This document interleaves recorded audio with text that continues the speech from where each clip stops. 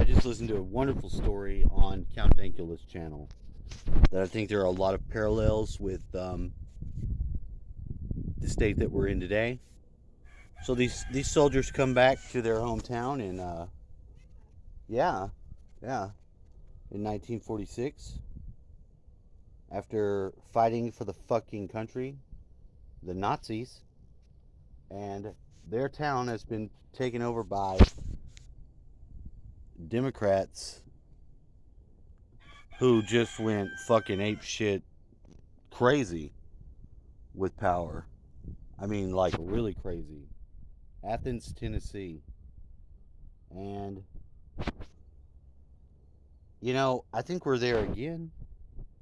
I think maybe that was Mr. Dankula's point on finding this story. This is a pretty, I mean, it's a pretty wild story. What do you think, kitty? This kitty really likes his scratchings. Right, kitty? Oh, my kitty cat. Oh.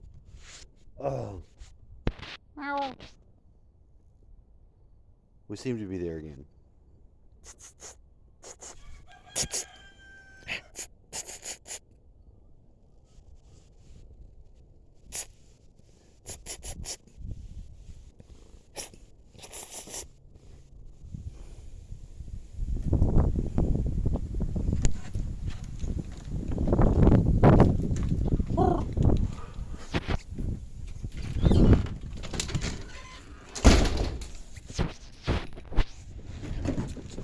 I could let you hear the rest of it. Let's see if I can pull it off.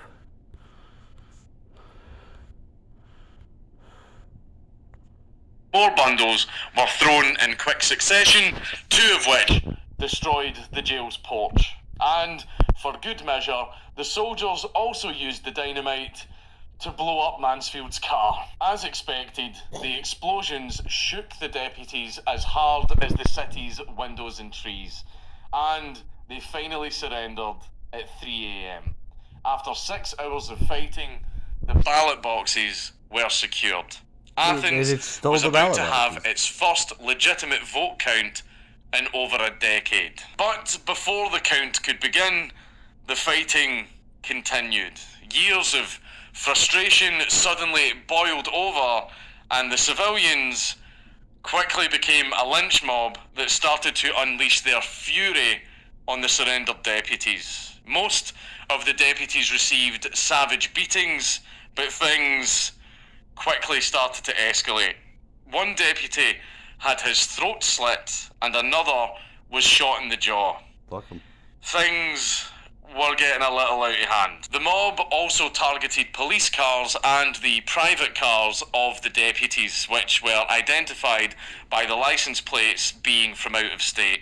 But luckily, the soldiers quickly restored order before anyone got killed, and they managed to maintain the moral high ground by respecting the defeated deputies' right to due process. And the deputies were released the following morning. With the ballot boxes in safe hands, the votes were finally counted.